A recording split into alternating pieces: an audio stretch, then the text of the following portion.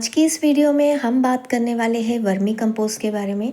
अगर आप भी गार्डनिंग करते हैं तो आपको वर्मी कंपोस्ट के बारे में ज़रूर पता होगा। तो अगर आप जानना चाहते हैं कि अच्छी वर्मी कंपोस्ट की पहचान कैसे करें, इसे कब और कितनी मात्रा में डालें, तो ये वीडियो आपके लिए है। वर्मी कंपोस्ट हमारे प्लांट्स के लिए बहुत ही ज़रूरी होता है। वर्मी कंपोस्ट हमारे प्लांट्स को हेल्दी बनाता है और इसकी ग्रोथ को बढ़ाता है। तो आइए सबसे पहले हम जानते हैं कि वर्मी कंपोस्ट क्या है। वर्मी कंपोस्ट एक प्राकृतिक यानी कि ऑर्गेनिक खाद है जिसे केंचुओं की मदद से तैयार किया जाता है और ये केंचुए जैविक पदार्थों को खाकर उन्हें पौधों के लिए पोषक तत्वों से भरपूर खाद में बदलते हैं। वर्मी कंपोस्ट में होता है नाइट्रोजन, फॉस्फोरस, पोटेशियम और कई सूक्ष्म पोषक तत्व होते हैं जो पौधों की अच्छी ग्रोथ के लिए मदद करते हैं।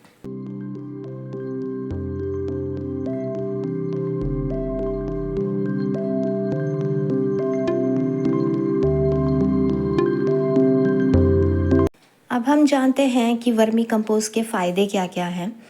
वर्मी कंपोस्ट से पौधों की जड़ों को मजबूत बनाता है। वर्मी कंपोस्ट मिट्टी की गुणवत्ता को सुधारता है। ये पौधों की ग्रोथ के लिए भी बहुत हेल्पफुल है। वर्मी कंपोस्ट फूल और फल आने में बहुत ही मदद करता है। वर्मी कंपोस्ट मिट्टी की पानी को रोकने की जो कैपेसिटी है उसे बढ़ाता है और ये पूरी तरह से ऑर्गेनिक और बिल्कुल भी सुरक्षित खाद है। अब बात करें कि अच्छी वर्मी कंपोस्ट की पहचान कैसे करें। तो अच्छी जो वर्मी कंपोस्ट है, यहाँ पे आप देख सकते हो, गहरे भूरे और काले रंग की होती है। हाथ में लेने पर ये इस तरह से भुरभुरी लगती है और इसमें मिट्टी जैसी हल्की खुशबू आती है। ऐसा लगता है कि ये मिट्टी ही है, बहुत ज़्यादा गीली या चिपचिपी नहीं होती। और अगर आपकी खाद से सड़न जैसी बदबू आ रही है तो इसका मतलब आपकी वर्मी कंपोस्ट सही नहीं है।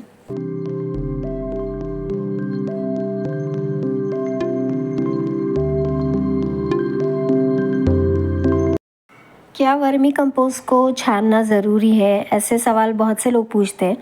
तो अगर आपकी वर्मी कंपोस्ट में बड़े बड़े टुकड़े हैं, लकड़ी के रेशे या फिर जो अनडिकम्पोज अगर कोई चीज़ है तो आप उसे छान लेंगे तो बहुत ही बेहतर रहेगा। लेकिन अगर वह पहले से भुरभुरी है और महीन है तो आप उसका सीधा इस्तेमाल कर सकते हैं। मैं खुद भी इस्तेमाल करने से पहले देख के ही डिसाइड करती हूँ कि इसे छानना है या नहीं।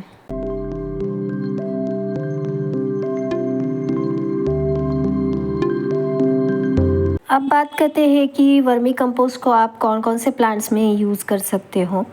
वर्मी कंपोस्ट वैसे तो लगभग सभी पौधों में इस्तेमाल की जा सकती है क्योंकि ये ऑर्गेनिक खाद है, इसमें कोई केमिकल नहीं होता है। तो गुलाब हो गया, गुड़हल, जरबेरा, तुलसी, नींबू, मिर्च, टमाटर, मेथी, धनिया, ऐसे काफ़ी सारे प्लांट्स में आप इसका इस्तेमाल कर सकते हो। जितने भी आपके पास प्लांट्स हैं, अगर सभी में आप इसका इस्तेमाल करते हो तो ये बहुत ही उपयोगी होगा। अब बहुत से लोगों को पता नहीं होता कि वर्मी कंपोस्ट कब कब डालना चाहिए। तो आमतौर पे हर 20 से 30 दिन में एक बार आप इसे डाल सकते हो, उतना इनफ होता है। मगर यहाँ पे आपको और एक बात का ध्यान रखना है कि अगर आपने हाल ही में कोई फर्टिलाइज़र जैसे seaweed fertiliser, mustard cake liquid fertiliser या गोबर की खाद आपने अगर अपने प्लांट्स में डाली है तो कुछ दिन का गैप करके फिर आप वर्मी कंपोस्ट को यूज़ कर सकते हैं।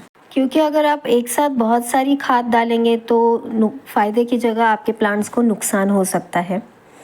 तो याद रहे कि कोई भी फर्टिलाइज़र आप डालें तो बीच में 8-10-15 दिन का गैप होना बहुत ज़रूरी है। तो आप वर्मी कंपोस्ट को हर 20 से 30 दिन में एक बार इस्तेमाल कर सकते हैं। अब बात करते हैं कि वर्मी कंपोस्ट को कितनी क्वांटिटी में डालना है, कब डालना है, ये तो अभी हमने देख लिया। मगर कितनी क्वांटिटी में डालना है वो आपके पॉट के साइज़ के हिसाब से आप डिसाइड कर सकते हैं। जैसे ये मेरा पॉट है, ये 6 to 8 इंच का है, तो इसके लिए आप 1 से 2 मुट्ठी वर्मी कंपोस्ट यूज़ कर सकते हैं। याद रहे कि वर्मी कंपोस्ट यूज़ करने से पहले मिट्टी की हल्की सी गुड़ाई करें और उसके बाद साइड साइड से जड़ के थोड़ा दूरी पे आपको वर्मी कंपोस्ट डालना है और सबसे लास्ट में आप इसमें पानी डाल सकते हैं। अगर आपका पॉट 10 से 12 इंच का है तो इसमें आप 2 से 3 मुट्ठी वर्मी कंपोस्ट यूज़ कर सकते हैं और उससे भी बड़ा अगर आपका पॉट है तो आप 4 से 5 मुट्ठी वर्मी कंपोस्ट इसमें यूज़ कर सकते हैं। ध्यान रखें कि ज़्यादा खाद डालने से पौधे तेज़ी से नहीं बढ़ेंगे, तो जितना उसका क्वांटिटी है आप उसी हिसाब से डालिए। और कोई भी खाद हो, आप कोई भी खाद को या तो सुबह-सुबह जल्दी के टाइम में 9 से 10 के पहले और या फिर शाम में 5 के बाद आप इसका इस्तेमाल कर सकते हैं।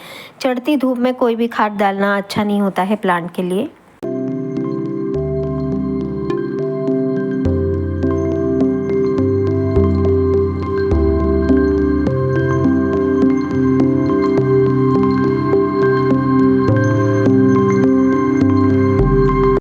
लोग अक्सर कुछ गलतियाँ करते हैं खाद डालते वक़्त, जैसे ज़रूरत से ज़्यादा खाद डालना, वो भी हमारे प्लांट के लिए नुकसानदेह हो सकता है। बहुत गीली मिट्टी में खाद डालना, इससे फंगस का खतरा रह सकता है।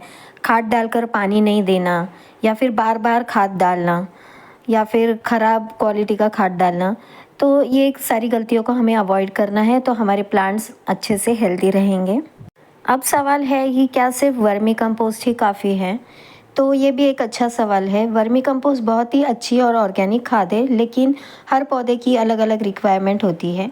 इसलिए समय-समय पर हमें सीवीड फर्टिलाइज़र या सरसों खली का लिक्विड फर्टिलाइज़र या गोबर की खाद, ऐसे हमें और भी ऑर्गेनिक खाद का इस्तेमाल अपने प्लांट्स में करना चाहिए।